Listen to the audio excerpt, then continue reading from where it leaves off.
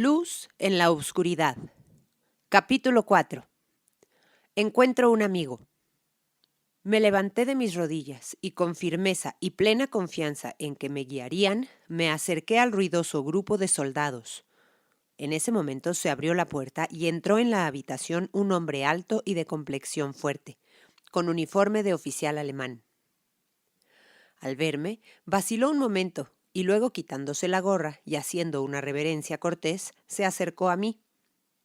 Al principio, esta nueva llegada me había alarmado de nuevo, pero cuando el extraño se acercó a la luz de la lámpara y no vi nada más que amabilidad y buena voluntad en su rostro, mi miedo se desvaneció y me sentí casi como si hubiera encontrado a un viejo conocido. «Perdón, mi señorita», dijo en buen francés y con una voz que me conquistó el corazón, pero leo en sus ojos que el comportamiento un tanto bullicioso de mis hombres la preocupa. «Oh, señor», respondí, «si usted tiene alguna influencia sobre los soldados, si usted es un oficial, le ruego que los haga callar. Mi padre está muy enfermo y temo que este ruido lo mate». «Esto se detendrá inmediatamente, pequeña», respondió, mientras su ceño se obscurecía ante el ruido en la habitación contigua. «Espere un momento, por favor». Con una rapidez que me pareció asombrosa, acercó una silla y me pidió que me sentara. Estaba tan nerviosa y turbada que la acepté con gusto. Luego abrió la puerta de la habitación donde estaban los hombres y la cerró tras él. De repente, se hizo el silencio cuando los soldados reconocieron a su coronel. Luego oí las palabras graves y decididas de este último. Después de unos minutos abrió la puerta nuevamente y regresó a mi lado. «Créame», dijo con su tono encantador, «lamento profundamente que usted y su padre hayan sido molestados. Le prometo que no habrá más ruido. Al menos no tanto», añadió sonriendo. «No siempre es posible contener a mis hombres, especialmente cuando tienen un refugio tan cómodo y una mesa como rara vez disfrutan».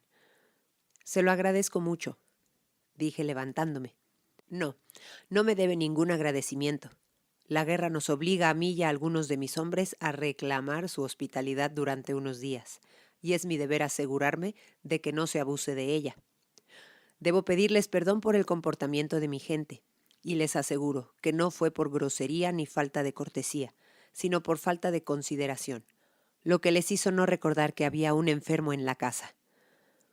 «Oh, no», interrumpió Bárbara, todavía enfadada, que había entrado en la habitación a tiempo de oír la última observación. «Les dije al menos 20 veces que matarían a mi amo. Se rieron de mí y me respondieron con alguna tontería. Si usted no hubiera venido, habrían tratado a mi señorita de la misma manera». «Iba a contarles sobre mi padre y rogarles que se callaran», dije mientras el extraño se volvía hacia mí con expresión interrogativa. No podía soportar verlo sufrir tanto y pensé que tal vez los soldados escucharían a un niño cuando no le prestarían atención a una persona adulta. Sin embargo, me alegro de haber llegado en el momento adecuado, dijo, ya que me llevó mucho tiempo conseguir alojamiento en el pueblo para el resto de mis hombres. Pero puede decirle a su padre que aunque tengamos que pedirle hospitalidad durante varios días, trataré de evitar que se sienta lo más mínimo molesto o incómodo. Ahora, si esta anciana me ayuda y me muestra los dormitorios, ordenaré a mis hombres que se retiren. Ante mis ojos se contentarán con lo que les dé». Tras darle las gracias de nuevo, subí corriendo las escaleras con el corazón más ligero. En la voz, en la mirada, en toda la apariencia de aquel hombre había algo que me granjeó la plena confianza. Lo había considerado como un padre. Sentí que habíamos encontrado en él un protector. Como supuse, mi padre había estado esperando mi regreso con ansiedad e impaciencia. Mi historia de la última llegada y su amable comportamiento parecieron tranquilizarlo, porque susurró: «Ten por seguro que muchos corazones nobles laten bajo el uniforme de nuestro enemigo». Tomé mi lugar en un taburete bajo, cerca de él, y nos sentamos allí en silencio, escuchando los pasos en dirección a las partes no utilizadas de la casa. Poco después, Bárbara entró en la habitación, seguida de Stephen, con un aire de gran satisfacción en su mirada. La inconforme había sabido acallar sus quejas y hasta Stephen parecía haber olvidado un poco su odio hacia los prusianos. Bárbara dijo que el coronel estaba en la biblioteca de mi padre y que su conducta había producido en ella un cambio tan maravilloso que había considerado que era su deber proporcionarle la mejor habitación y la mejor cama. Tenía un gran aprecio por él. Ahora deseaba saber qué debía hacer para entretenerlo y si mi padre preferiría que comiera solo o si debía ponerle un lugar en nuestra mesa. Pensó que esto último sería el mejor plan, pues sin duda el coronel era un caballero y tan agradable en su conversación y modales que nadie era tan capaz como él para darnos un relato veraz de la guerra. Mi padre se volvió hacia mí. ¿Qué te parece, Leoni? Me parece que es de cortesía mostrar cierta amabilidad hacia el extraño. Eso es lo que pienso yo también, papá, dije. Y a Bárbara, que ya está muy ocupada, le resultará menos complicado servirnos la comida juntos que poner una mesa aparte para nuestro invitado. Bueno, Bárbara, entonces dale mis saludos al caballero y ruégale que nos acompañe. Bárbara, complacida, salió apresuradamente de la habitación para cumplir con su encargo. En pocos momentos supimos por los pasos que se acercaban que la invitación había sido aceptada. ¡Qué bien lo recuerdo! Todo lo relacionado con aquel momento se me aparece ahora con tanta nitidez como si hubieran pasado 10 días, no años, desde entonces. El fuego brillaba alegremente en la chimenea e iluminaba los viejos muebles, que habían visto pasar muchas generaciones, mientras que al fondo una lámpara de plata arrojaba sus brillantes rayos sobre la débil y demacrada figura de mi padre, cuyos pálidos rasgos y cabello blanco se destacaban claramente contra el tapizado rojo de su sillón. Ah, todo su aspecto ya mostraba signos inequívocos de que no le quedaba mucho tiempo para vivir en este mundo. El extraño entró y se acercó con suavidad al enfermo. Su actitud, así como sus amables palabras hacia mi padre, demostraban que la guerra no había endurecido su corazón. Cuán profundo, cuán sincero parecía su pesar al verse obligado por las circunstancias a aumentar el dolor en nuestra casa. Mi padre se conmovió visiblemente con sus palabras. Con esfuerzo susurró: «Señor, es usted bienvenido bajo mi techo, cualesquiera que sean las circunstancias que me han dado el honor de conocerlo. He pasado varios años en Alemania y he encontrado allí muchos corazones nobles, y si me veo obligado a encontrar en usted un enemigo de mi país, sin embargo, deposito la más plena confianza en su generosidad». Exhausto por el esfuerzo, permaneció tendido un rato con su pobre y cansada cabeza apoyada en los cojines de su silla, pero al cabo de 1 minuto o 2, como si hubiera recibido nuevas fuerzas, comenzó de nuevo. «Sí, mi querido señor, pongo a mi pequeña hija bajo su protección. Puede comprender fácilmente cuánto he estado preocupado por ella. Mi niña huérfana de madre. Imagínese una casa llena de soldados ruidosos y yo tan indefenso. Pero ahora mi preocupación ha desaparecido por completo. Usted la protegerá, ¿no es así? Mientras esté en mi casa, contra cualquier maltrato o vejación». «No es necesario que le asegure que no abusaré de su confianza», replicó nuestro invitado con dulzura. «Mientras yo esté aquí, la señorita Leoni no tendrá nada que temer. Será un placer para mí ser un verdadero amigo para ella en estas tristes circunstancias. En cuanto a mis soldados, le prometo, señor, que su pequeña hija no necesitará ningún protector. El hecho de que hayan sobrepasado los límites del decoro esta noche durante mi ausencia se debe al hecho de que han estado en marcha durante 14 días y en su alegría por un alojamiento tan cómodo se han olvidado de sí mismos. Por lo tanto, le ruego que se mantenga tranquilo y no se preocupe por un uniforme que hay. Nos recuerda que 2 países vecinos se han desafiado mutuamente a una contienda destructora». «Oh, no, no», susurró mi padre. «Siento muy poca simpatía por esta desdichada guerra, como para no honrar al enemigo al que el deber llama a la batalla. Pero ahora, mi querido señor, siéntese y cuénteme algo, si es tan amable, sobre usted». No intentaré repetir los detalles de su conversación, aunque casi cada palabra está grabada indeleblemente en mi memoria. Será suficiente con que cuente la historia del coronel con mis propias palabras. El señor von Wertheim, que así se llamaba nuestro invitado, Era hijo único de un mayor que había muerto en combate. Ya destinado al ejército, había estudiado en una escuela militar y ahora, tras aprobar el examen poco antes de la muerte de su padre, había entrado en el servicio. Siempre había sido un oficial fiel y favorito de sus superiores. Estos datos los he aprendido de otros, aunque nunca había sentido un gran aprecio por su profesión. Por mucho que honrara a su padre, su corazón se aferraba a su madre en casa y a su hermana. Después de la última guerra, había dispuesto las armas y se había dedicado al cuidado de su patrimonio. La actual contienda entre Francia y Alemania lo había llamado de nuevo a servir a su país.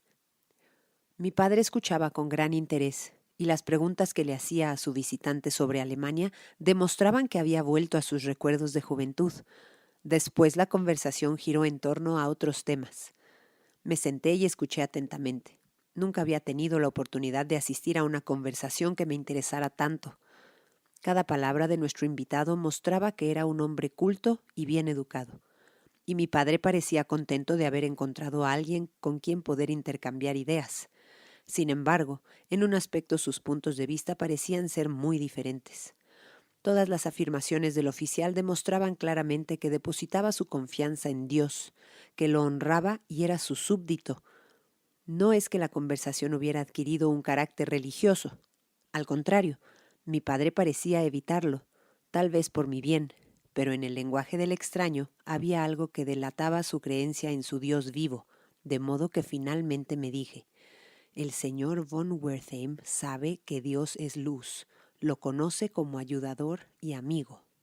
Al principio evitó toda alusión a la guerra, temeroso de alterar a mi padre, pero como nuestro paciente parecía estar deseoso de saber todo acerca de los últimos acontecimientos, esbozó con toda franqueza un cuadro verdadero de la triste condición en que se encontraba sumida nuestra desdichada tierra. Reconoció los enormes recursos de Francia, no negó que ejércitos enteros parecían crecer en una noche, como hongos, y que el coraje guerrero de los hombres se elevaba casi hasta la desesperación. Pero dijo: esto solo prolongaría la lucha. Francia pondría a prueba el poder de Alemania hasta el máximo, pero nunca la conquistaría. El desorden, la mala administración y la ruina total habían sido el destino de los antiguos ejércitos de Francia, y la derrota, el desánimo y la destrucción serían el destino de los nuevos. La lucha, temía, sería larga y terrible, pero las tropas alemanas experimentadas y bien entrenadas dispersaron a las masas inexpertas e indisciplinadas como hojas ante la tormenta, y era fácil prever el final. Habló con generosa calidez de la valentía de los franceses, pero con profunda compasión por la miseria que veía a su alrededor. Por fin mi padre estaba cansado y exhausto, y nuestro huésped, a quien ya no considerábamos un enemigo, necesitaba descansar. Bárbara le mostró su habitación y yo me senté junto al fuego tratando de ordenar los pensamientos confusos que hacían que mi cabeza diera vueltas y mi corazón temblara. Mi padre permaneció en silencio, sumido en sus pensamientos. Probablemente la conversación había evocado recuerdos de tiempos pasados, pues tras una larga pausa, se volvió hacia mí y dijo: por su aspecto y por sus modales, nuestro huésped me recuerda a mi amigo alemán, de cuya generosidad he querido hablarte a menudo, pero he guardado silencio sobre él porque tenía la misma fe y esperanza que tu madre. ¿Cómo, papá? Exclamé llena de sorpresa. ¿La misma fe? ¿La misma esperanza? Yo diría que tú... ¿Crees que yo hubiera compartido los sentimientos de alguien que estaba unido a mí por los más fuertes lazos de amistad? Dijo, terminando mi frase como yo no me atrevía. Diferimos en la respuesta a la pregunta ¿qué es la verdad? A pesar de su agudo intelecto y claridad de comprensión, con la fe sencilla de un niño, aceptó las doctrinas y revelaciones de lo que él consideraba la palabra inspirada de Dios. Antes de morir, me dejó un mensaje. Tal vez hubiera sido mejor que lo hubiera tomado en serio. No podría hacerlo ahora, aunque quisiera. Es demasiado tarde. Un profundo suspiro acompañó estas palabras. Al cabo de un rato prosiguió. Sí, Leonie. Mis dos seres más queridos eran uno en la fe. Quienes estuvieron presentes en el lecho de muerte de mi amigo no podían hablar lo suficiente de su profunda e ininterrumpida alegría y paz. Su vida también fue tan hermosa, y cuando miro hacia atrás, la mía parece un fracaso. Me he apoyado en una caña rota, y ahora que pronto atravesaré el oscuro valle de la sombra de la muerte, no tengo ningún bastón. ¿Qué podía responder? No tenía ninguna palabra de esperanza que ofrecerle. Nunca antes había hablado así, ni había pronunciado una sola sílaba que delatara que pensaba que se acercaba a su fin. Nadie más parecía notarlo. Me quedé allí pálida y en silencio. Pronto su fiebre empezó a subir y aumentó rápidamente. Todos mis esfuerzos por calmarle el dolor de frente fueron inútiles. Su ansiedad mental era demasiado grande para permitirle descansar. Finalmente, le propuse leerle, con la esperanza de que eso lo calmara. Al principio se negó, diciendo que estaba demasiado inquieto para escuchar, pero después me pidió que le trajera de su biblioteca un libro de su autor favorito y que le leyera algunos pasajes que a menudo lo habían reconfortado cuando estaba cansado.